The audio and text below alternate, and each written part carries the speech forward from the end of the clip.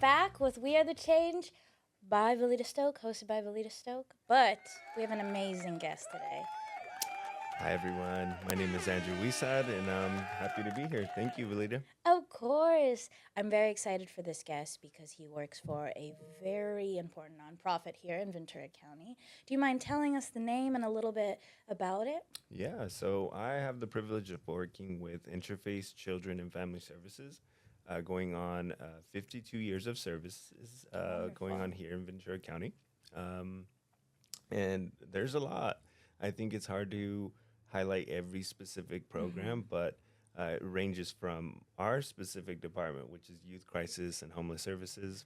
There's mental health trauma treatment, and also family violence intervention services, human trafficking prevention and intervention, justice services, um, and then 211. Yeah, Yeah, all the list backed. goes on. Yes, it does. So there's so much. I don't want to keep going on, but yeah. No, but that's great. There's so many different departments as well. So the fact that a nonprofit was able to grow in order to have so many departments is amazing. I want to speak a little bit of just the general basis of a nonprofit for our students. So a nonprofit is it's in the name. They don't receive money from people unless it's through funding and it's through donations. So if that is something you are interested, we have a great guest that'll teach you all about it. Um, so with being a nonprofit specifically, can you talk about the funding that you receive here in Ventura County, how it works, like the foundations and all that fun stuff? Yeah, there's so many different funding sources, but I should have highlighted we do have seven departments Mm-hmm. because our also specific fund development Mm-hmm. department is a huge factor in finding donors, Mm-hmm. foundational grants, even tapping into local banks that have grants that they put out. But with our department specifically, we're federally Nice. funded, two federal grants, one street outreach program that we oversee is like one of the three grants in California, Nice. and one of like nine across the country. So it's competitive. Funding is something that is limited for specific Mm-hmm. programs, but we also have local grants here with the Continuum of Care, and then also with the state. Obviously, California experiences a high volume of homelessness, specifically Yes. around youth. So Yes. we tap into state funds that are available as well. Yeah. So a lot of different sources of income for the program. Yeah. Because here on campus, we actually have sectors for our homeless youth here as well. So I just want to ask how, if someone is in need, how do they get in contact? How can they be a part of this nonprofit as well? Yeah, I mean, you definitely can start off by calling 211 Okay. or calling our youth outreach line, 805 469 24/7. We have somebody available to help get youth connected to the resources they need when they need it. Nice. So there's no wrong way to enter services. We all really work hand in hand Mm-hmm. to get, you know, the community served, and also just make sure that there are no gaps in the time. So 211's 24/7. The Mm-hmm. youth outreach line is 24/7. And if you just want to connect, we're also available via email. You can always just provide some information that way too. But there's no wrong door to enter services. Okay. Yep. That's really great because with our programs here, actually, they're very wonderful because they can provide food, they provide for undocumented homeless, unfortunately, but we do have resources for them as well, coming to getting the resources to in order to go to college, and Yep. then that way through college they get more of a living resource, not just an educational resource. So it's cool to be able to connect both worlds because educational resource is amazing and wonderful, but when you go home, what happens then? Yeah. So with your department specifically, what do you handle? Because he's the boss of his department, he's the staff leader. So, what are the, under your job title, what are the things in your jurisdiction? Yeah. So we serve youth from the ages 12 all the way through 24. Okay. I think of our services through three primary programs, starting with the youth outreach line, because sometimes youth just text and they want to get something off their mind, or they just wanted to share something, or sometimes we're dealing with a crisis that we transfer over to the mental health professionals. So a lot starts there. Um, we triage from that call. If it is something, and most of the time it's like school counselors or somebody that knows the services that we specifically provide, we refer to one of our two programs. One is our youth shelter. So it's the only youth emergency shelter here in Ventura County Wow. Okay. for youth specifically ages 12 through 18 Oh, if they're 18. still in high school. Okay. So for your minor population. So if there is a family experiencing homelessness, sleeping in the car, and they just need a place for their youth to sleep for the night, they can connect and we can shelter them for up to 21 days. Nice. While they're with us, they have access to a lot of different resources. And I want to highlight everything is completely free for the families. It's a free resource. Um, Connecting them to the basic needs such as like food, hygiene products, transportation to school, tutoring for school. If they need clothing, we assist them with that as well. So that's one of the key programs. But our key item there, we have a lot of runaway youth too. So these are youth who, yes, it's not just the homeless sector, but those that are kind of getting kicked out from home, that are starting to ditch school, that are starting to show behaviors that will lead them into street life in the future. So our primary goal is mediation Yeah. and getting them to a stable place after they leave the shelter. So they're not just hanging out for 21 days. We're actively working on a long-term plan for your housing too. So Wow. that's our youth shelter. It's for both boys, girls, and then yeah, again, completely free. So our street outreach program is the other set of services in house. So that ages 12 through 24. Primarily, we get a lot of transitional age youth. So we're Yeah. talking college students, young adults, and just anybody entering that weird stage of the 20s where you're supposed to be an adult, but you don't You don't know feel like. how. Yeah. Yeah. And the big thing is housing. You know, there are a lot of youth Yes. students sleeping in We their are the cars. most expensive county in California. Yes, and it just keeps going up too. So, um, a lot of the youth that come in, you know, hit us with the story of they're facing eviction, rent is a little bit too high to Yeah. sustain, or they just lost their job, and now they're facing the potential of being homeless. And then some are just coming from their cars, working with our staff, our case managers, our amazing team. I cannot highlight the amazing work behind the shelter, the street outreach program. They are kind of the heart and soul, and each one of them have a personal passion for the work. Yeah. They work intensively with the youth, develop a care plan, and then also not just address homelessness, but what else is going on? Do you need mental health referrals? Do you need connections to a food pantry? Let's help you find your social security, get your ID, get you applied for Medi-Cal. So they really address all the different needs that one individual can have. And through that, the stories that I mean, just this year, we've had 5 youth that went from sleeping in either couch surfing or their car to either their own rentals or back home. And that's just what 3 months into this year specifically. Wow. Yeah. So amazing work that happens. But our goal is just to provide them that permanent, not permanent, but a stable housing option after experiencing something like homelessness. Yeah, because I can't imagine that transition as well because, you know, we keep talking about resources, they are so abundant in certain areas, and when you don't realize the lack of in the other areas that you're not a part of, it seems so out of this world. It seems so far from you, but it's like you said, it's one rent increase that you can't afford, and there's a thin line between someone who is housed and who is unhoused.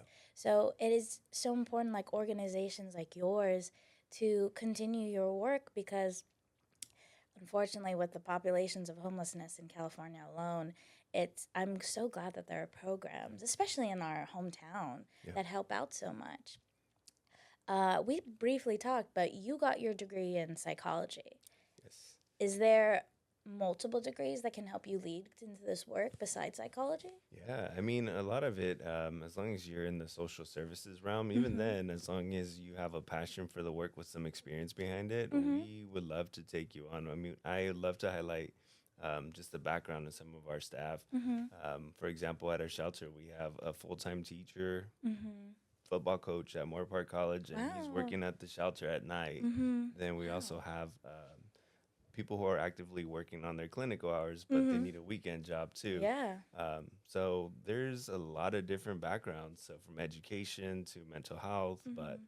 um, as long as you have a passion for the work, that's like the key thing we look for. Specifically, I know in the agency, but Mhm. for our department, that's something we look for, not just like the education behind it, but Mhm. what ties you into this work. Mhm. When we talk to each one of the staff, even for me, we all have a personal connection Mhm. through it. Either if it's been something you've experienced, family has experienced, Mhm. or something that you didn't realize that you were going through, but now it's labeled as, oh, I guess I was homeless. I didn't know Yeah. the garage wasn't like a normal sleeping place for people. Yeah. It was just my Yeah. home. So Mhm. all of us have something that anchors us to the work, and that's what we look for. So I definitely, yeah, as long as you have something in the realm of social Mhm. services, we love to bring people on because we learn from them as well. I Mhm. think having my team, I'm learning something new every single day. Mhm. And even from the youth themselves, we have some really intelligent people that come into the program, and they leave us with knowledge and resources as well. So, Wow. yeah, youth homelessness looks very different. Mhm. So we look for staff from the communities that we serve too. We don't Mhm. just really have a specific criteria for who we're hiring, but we look for what again ties you into the work. Mhm. Where do you sleep? Where do you hang out? Kind of thing, and Mhm. where's your city?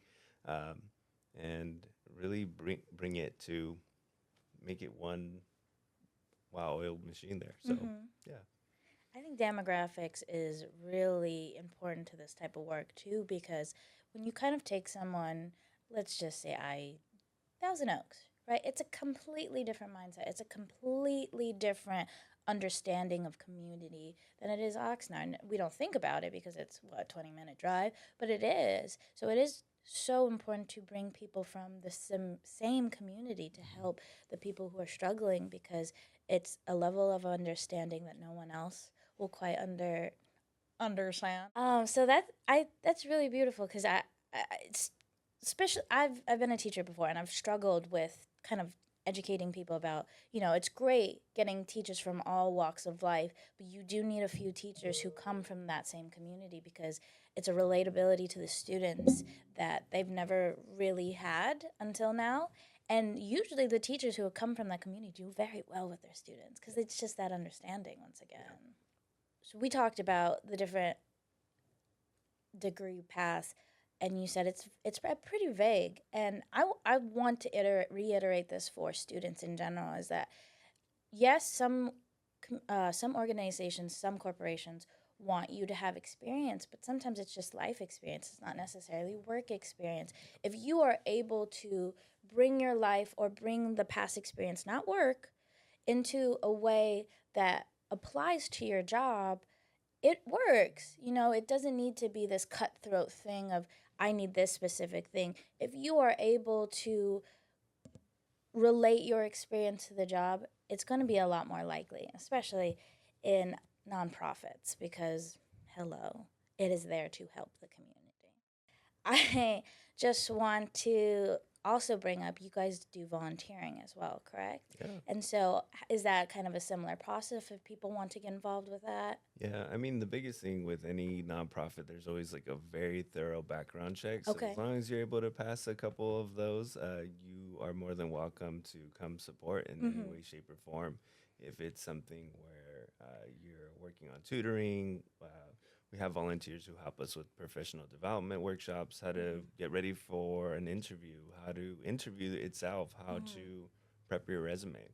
We have volunteers to support with that. We also take volunteers from the local seminary here in St. John's that they're helping us put together furniture. Right now, I'm going to join them in a little bit to go prep our youth day space and clear out that area. So they're going Mhm. to, get the tools ready and take things down. So volunteers Mhm. and with staff, as long as you're able to kind of pass a thorough background check, Mhm. because we do work with a very vulnerable Of population. course. Of course. And not just in our department, but across the county and every single department at Interface.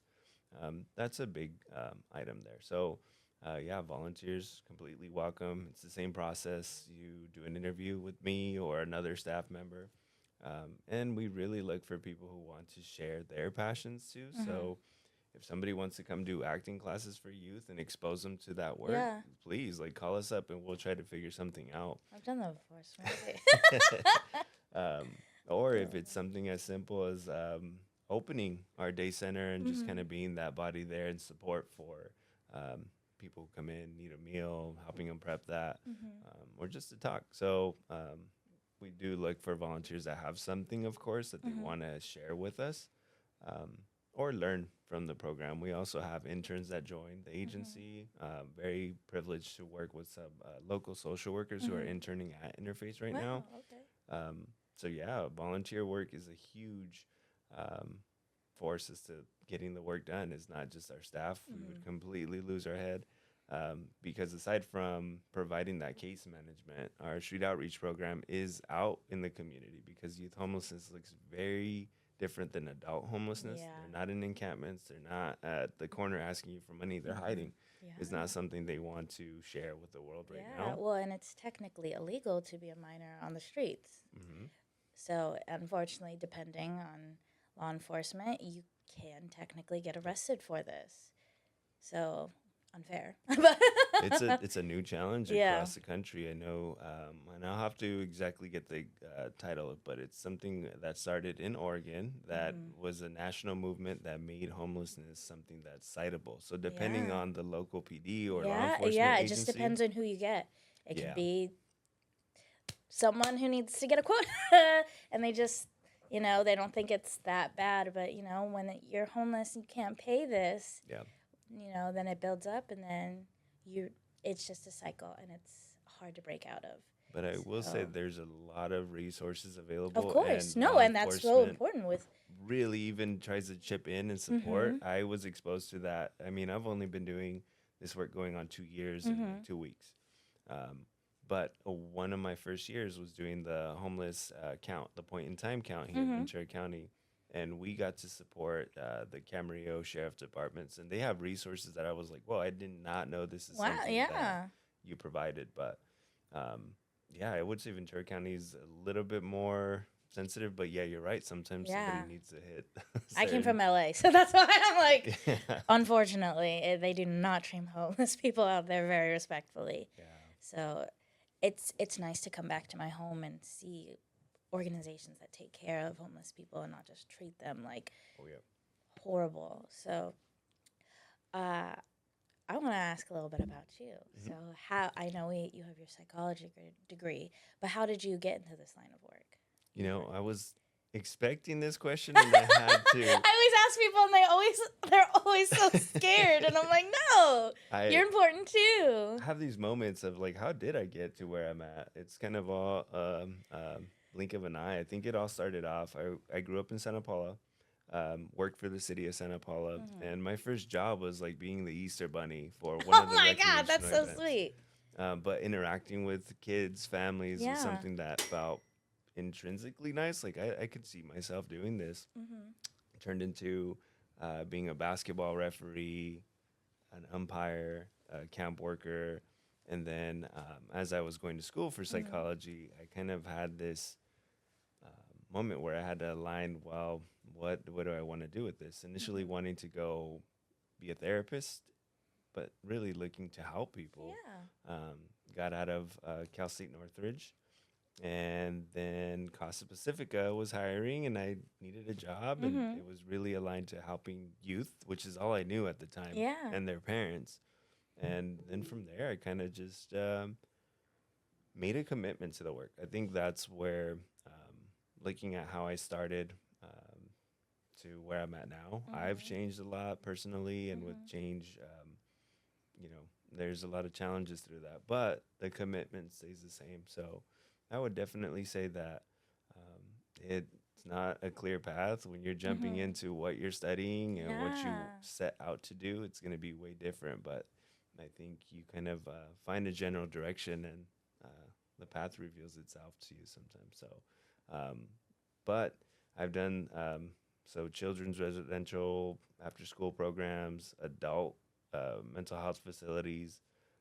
I even was in an early childhood program for a good 4 years, so I have the whole continuum. Yeah. But there's nothing really like working with your 12 through 24 population. Yeah. So the work calls you, I definitely say. So yeah, just very fortunate.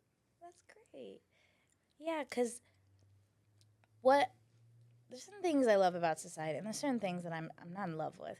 I don't like society when it pressures young people to figure it out so early, and then you feel like you're so behind, and you're at that age of 24, 25. But like you said, there's still youth.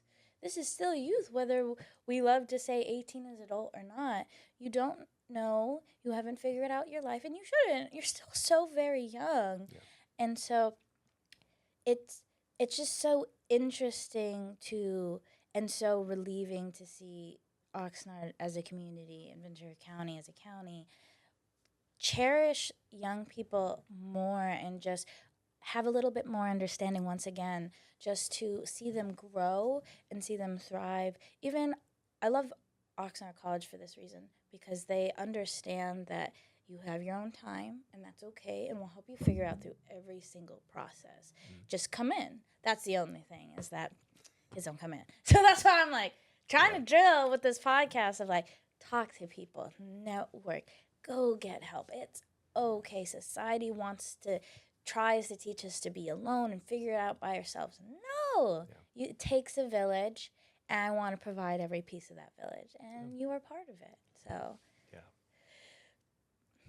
when going through your education, you listed a bunch of different career paths, and that's something I also want to reiterate is you don't necessarily just have this goal. It's a goal, and it's not one step, it's a bunch of steps, and each part of that step can be a goal. Like, it doesn't need to be do or die. I need to be a psychologist because you got a psychology degree. No, there's so many different departments, there's so many different ways, and maybe you'll get there someday too. Maybe that's still something you can achieve, but you can be happy with a job that you find that isn't necessarily being a psychologist, and it's still fulfilling and it's still beautiful. And that work specifically, I've specifically done a lot of community work too as well when I was younger and in my early 20s. So just to be exposed to that at a young age, and then as an adult currently, it really opens your mind, and it shows empathy for others, because during a time right now where you're figuring things out, you want a village that has sympathy and empathy for you, because then you grow into a more healthy human being, because now you know how to show empathy. You know how to show sympathy. When you grow up in such an independent state of mind, you become so hardened. I did. I'm talking from personal experience. You don't have to relate to me, but I did. When I was 18, I went straight to Los Angeles, went through the film industry, and I have my pros and cons of that as well. And I became so hard to my community. I didn't know how to connect with people, but I came to Oxnard College, and I'm getting reintroduced to my community, and it's so healing. And I want to ask you about that, is that what are the healing stages, and what have you seen people healing themselves through your work? Yeah, that's a great question. I mean, you really can't focus on healing until you have a stable place to actually That's sleep. fair.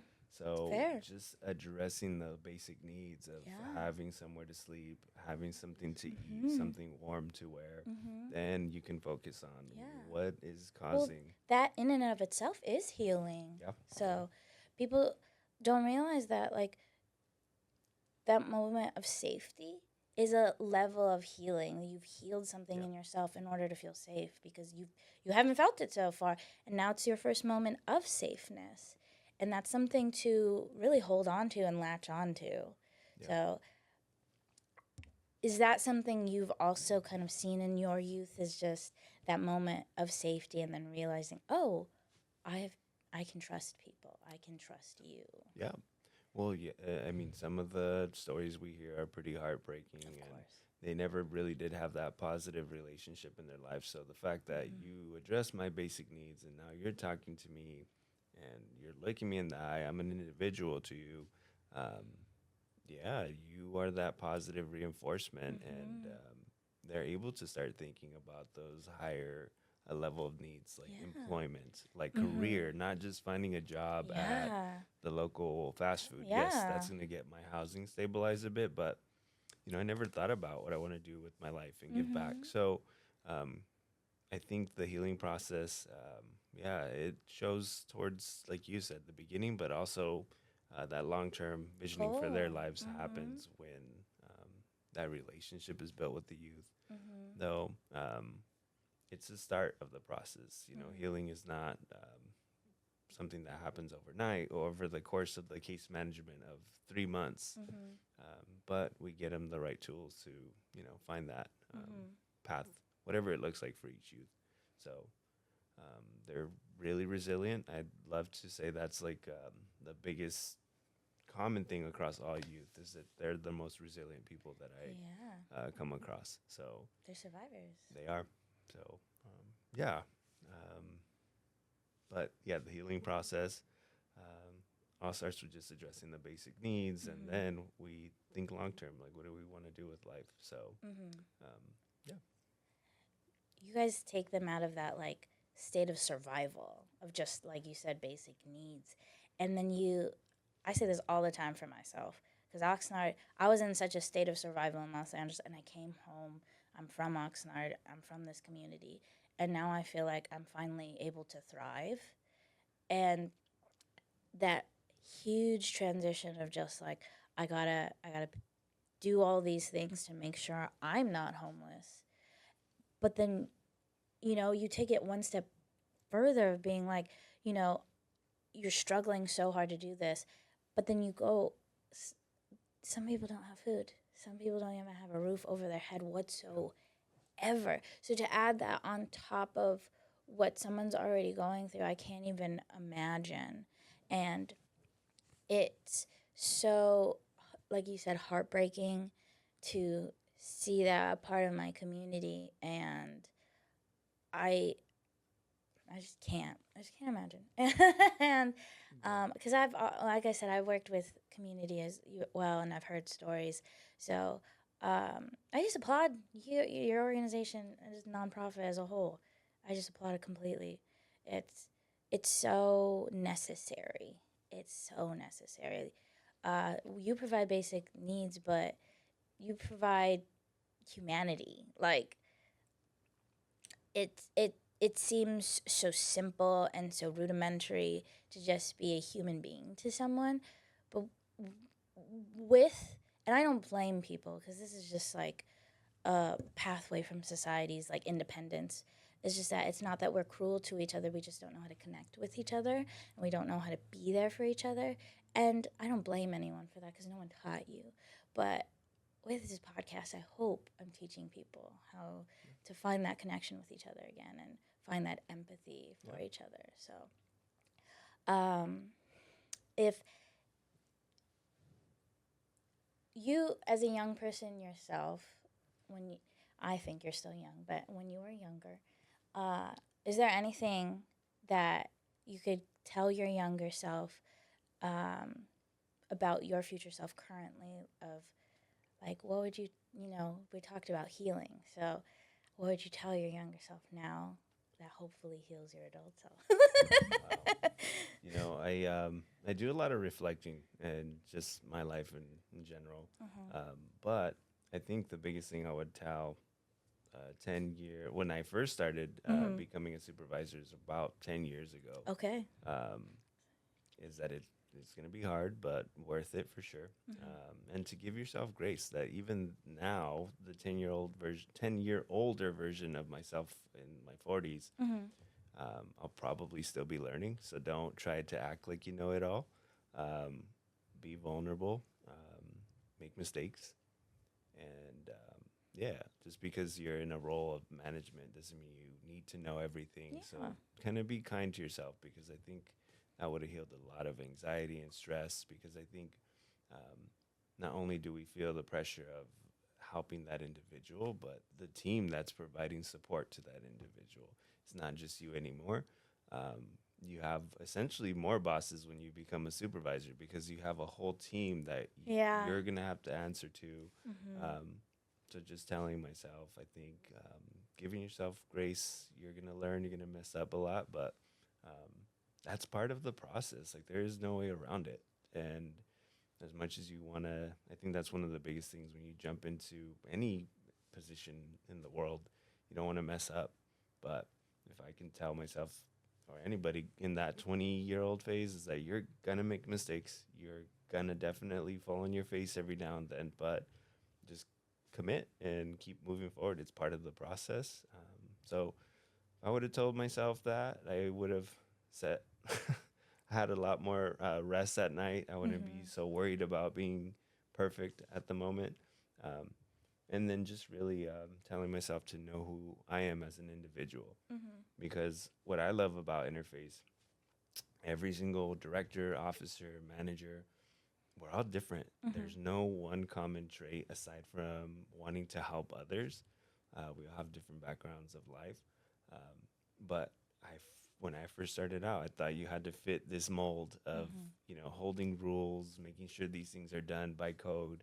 Um, and I didn't spend enough time learning about myself in that process. Mm-hmm. A lot of it was trial and error. So I would have told myself, really try to discover and understand who you are, what you do like, what you don't like, and make mistakes. So um, those two things would definitely be a thing. You're not going to be perfect, and spend time with yourself because I think that's the best part. If you're looking to jump into management, there's basics that you need to follow, but a lot of it's your sense of passion, your individuality Mm-hmm. is what is needed to come out into the work. So, yeah, I definitely think so much more. I wish I can tell myself, but not changing a single thing because it's helped me realize that. So I look forward to 40-year-old version of myself Yeah. telling this version of myself, like, hey, um, it all worked out. But Yeah. yeah, Because in the end, it does. In the end, it does. As long as you keep pursuing and keep persevering. So, yeah, that was beautiful. That was amazing. Because as you get older, too, uh, you start to understand. I keep saying the same words, but you keep. um, you start to understand your youth, and you understand your mentality a little bit better, and you're forgiving. Unfortunately, I don't know why either. Like you said, I'll probably 10 years from now I'll be like, why didn't you forgive yourself for that? Why were you so hard? But forgiveness is a huge thing. We get into these hard spots, and we're so hard on ourselves for it because we're not supposed to be there. We shouldn't have done that. And we get so caught up in the shame, and we get so caught up with these negative thoughts that you're not able to see, like, hey, it's okay. You can change. Like, yeah, it just takes that one little voice to be, hey, you can change. It is okay you made a mistake. This is a mistake. yeah, Mistakes aren't the rest of your life if you don't let them. yeah, And so, especially in this line of work, too, it's just how, because this is easy for you and I to say, but how is that conversation with the youth that you work with? How do you initiate that? How do you try to be a positive affirmation for them? Because obviously they're in a completely more difficult situation. So, yeah. I mean, just definitely validating their experiences too. I think mm-hmm. it's something that's important. That yes, it is terrible that you're going through this. This is not normal, and it is frustrating that you got kicked out Mm-hmm. for coming out to your family. Like Yeah, that's not fair. You're no, right. So validating yes, their you deserve to be emotions. loved. Yeah. So really just whatever that challenge looks like is validating and then really talking them through that, letting them share how they're feeling about things. Mm-hmm. And sometimes you do come across youth who don't want to dive into that, but with some Of rapport and course. time, those conversations happen. Um, but yeah, Yeah, I think it all starts with validating their challenges and providing the support to meet that need right Mm-hmm. away. Um, but yeah, our team is amazing with that. Mm-hmm. Mm-hmm. Because that's another thing. I want to keep talking about society because it's true though. Society wants you, and there is a division between men and women. Men specifically are told to not have feelings, and then women are told that their feelings are too large. So then it's like this kind of horrible dichotomy of being like too big or too nothing. Mhm. And when you don't know how to properly process your emotions, and when you're kind of put in more toxic households like that, it's you know it's one of those fundamental things that if you don't understand and you don't know, it translate into your adulthood, and now you have to do extra work Yeah. in order to kind of break that down to be like, hey, it's okay that you're upset right now. What's not okay is you hurting yourself, hurting someone, hurting yourself mentally, and that doesn't mean physically either. It means it can mean mentally, it can be spiritually, and it goes back to being negative upon yourself. That is still you hurting yourself deep down. And so, when you talk about validation, a lot of people are like, oh, it's just like, oh, you're okay today. And it goes so much deeper than that. It's to say, hey, how I was just kind of talking myself through like a bad emotion. Hey, it's okay to have this emotion. It depends now on how you act upon them. Because if you do something that harms yourself or harms someone else, that's not okay. But if you sit here and you think about it, now it feels horrible to Yeah. like kind of deep down dive into that, but it's good because then you figure out where it's coming from, and that's the start is where you find it. Like I have a psychology degree. Yeah. I would like to hear more from you because you actually have the degree. So. Yeah. I mean, I didn't highlight that, but we do have youth even exiting juvenile justice facilities. They made a Mm-hmm. mistake at a certain point, but Yeah. that's not the end of their story. So No. just kind of being that voice to share that, Mm-hmm. that you're right, it might be a little bit harder to figure things out, but Mm-hmm. it's not the end. No. So when I say homelessness looks very different, that's a big example. Like there was a point in time where something happened, Mm-hmm. you learned something, you grew, but it's not the end. Mm-hmm. And I think sometimes, yeah, highlighting that for the youth and sharing that, yeah, you're gonna fall, um, grow, change, but Mm-hmm. the story is so much larger if you allow it. And like you highlighted, figure out what caused that, Mm-hmm. address it, and what support you need to. Mm-hmm. So not only providing like housing, but hope to our youth. Yes. Um, that's something that's not you can't write into a grant. You can't No. track, but You can't teach either. You can try, yeah, but it's in there. It's in everyone. It's different. yeah. But I think that's the biggest thing ingrained into every department interface is that you provide the crisis response or Mm-hmm. maybe some prevention work, but you're giving hope to the community. So Mm-hmm. it's a secondary thing of the team. It's not something that hey, we're gonna go provide hope today, but through the work, you really do because oh, I have a job, I have somewhere to sleep now, I have access to food, Mm-hmm. I can think about things long term. Yeah, I can go farther. Yeah. And And that all comes from that mistake I made that got me kicked out. Maybe I should have been using that substance at home. Maybe I shouldn't have uh, driven that car when I was under, those mistakes are under the kind of in influence. the past. We are moving forward and Mm-hmm. there's so much more to look forward to. Yeah, yeah. Because if you let that mistake write your life, then yeah, you're going to keep falling into the same patterns because you're allowing that initial event to literally script the way you live. And if you do that, of course, it's going to be a negative experience because that was the original negative event. But if you're able to forgive yourself, if you're able to tell yourself, it's okay, I'm working better, and the fact that I am even thinking this is already a step forward. Yeah. You know, the fact that you've addressed it, you've circled around it, and you're saying, hey, I want to change, like, I'm going to change, I want to change. That's the first step. Yeah. So, and the fact that you've gotten 5 in the last 3 months through through through whatever hardships they went through speaks volumes. Um, for your department, is it as a leader? Um, you deal with all the working parts, obviously, but when it kind of has to come together for a specific, I guess, event or space or for whatever occurrence, um, what is it like being a leader slash manager in that role when it's like, okay, now all these parts have to come together and you're the star of the Christmas tree. Yeah, I think that's where I'm almost like the base of the Christmas tree. Oh, The okay. I team like I that. would Yeah. definitely say is I like like that rewording. Okay. the Yeah. ornaments there. No, I They're the get light. that. I like that. I Okay. think there are certain things where you know, I do kind of have to provide guidance and Mhm. make sure there's compliance to certain things, but the leaders themselves are Mhm. the team. Yeah. I definitely look at each one of them as, leaders in their own community. Mhm. Even I know they Mhm. have not just a passion for the work, but Mhm. just passion in life. And Mhm. they, though I would definitely say, those moments where I do kind of have to, hey, there's this new grant that we have to implement. Here's the basics, but it's not just me. It's taking input from the team, best practices, getting their thoughts. I think it works better when everyone's on the same page. And even then, just saying that this isn't the end, like it's just the start of the process. Because the one thing I think we're amazing at Interface is being adaptable.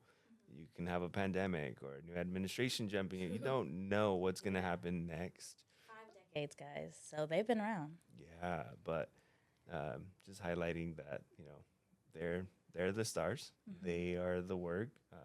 But yeah, we got to stick to this structure here. Mhm. So you know, color inside the lines as much as you can, but I don't Mhm. care what colors you use as Yeah. long as it's for the mission of strengthening our Mhm. youth, our communities, and getting them hope again. So Mhm. yeah, I think for me, when there are challenges though, that's where I think as like a manager, you kind of accept that's part of the role. You're the one that has to have hard conversations or Mhm. get that rough feedback from people, Mhm. and you find a way to translate it to staff, to the work, because homelessness is a very controversial topic Of here in course. California. Yeah. They just Partnerships, want to put it under the rug. yeah, We're and not. We're pulling it out of the rug and we're taking all the dust off and we're helping. So. yeah, but just overall, very thankful for again. They're my team. They're the leaders in the work themselves. Mhm. Um, but yeah, being their supervisor, it's easy when you have such an amazing team Yeah. that cares. And I mean, like I highlighted, you got clinicians, you got people who are going to study to become clinicians. Mhm. There's so much that they bring to the table Mhm. that you recognize is not just you. So, putting ego away, again, going back to that 10-year Yeah. younger version of Mhm. myself, like, hey, Mhm. just get rid of that right now. You're not going to need that for Throw the it rest away. of your career. Um, I would have definitely give maybe that third leg of advice is like, yeah, just put that thing away. You're gonna get a lot No need for further. that.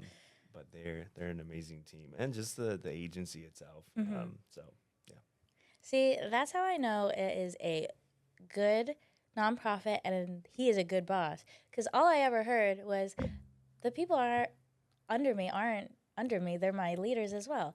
That is a good leader and that is a good boss. He recognizes the importance of his workers and he doesn't see them as below him. They are equals. Okay? Props to you. And that leads me to my last question because we do have to wrap it up. But I brought you on because I know you are the change in this community, the name of this.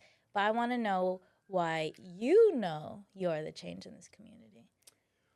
um, Because you know it. wow, that's a tough question. Saved it for last, huh? Yeah. How do I know I'm the change in the community? I think there's just this commitment that I have to helping. You do. That's not something that's easy. Some days I'm Mm-mm. not gonna lie to you, it's harder Yeah. to do it than others. Yeah. Other days it's like, all right, that was easy. Yeah. But I know that I have the commitment to the work, whether that's coming in to help a youth on Christmas Eve, which did happen. Mm-hmm. Right in the middle of the early gift openings with family, I dropped everything, ran to go help. Wow. You know, and I know personally that I'm willing to do whatever it takes to help. Mm-hmm. But also, I know I'm the change because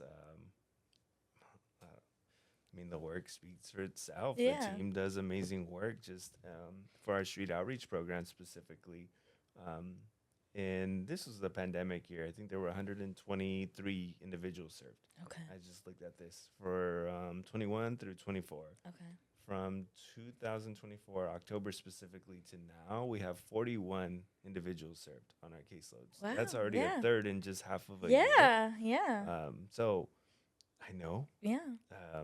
the numbers speak for themselves. The work speaks for itself. And I mean, when I look at the team that we have, specifically our street outreach program, they've been around going on like 5 years now. Yeah.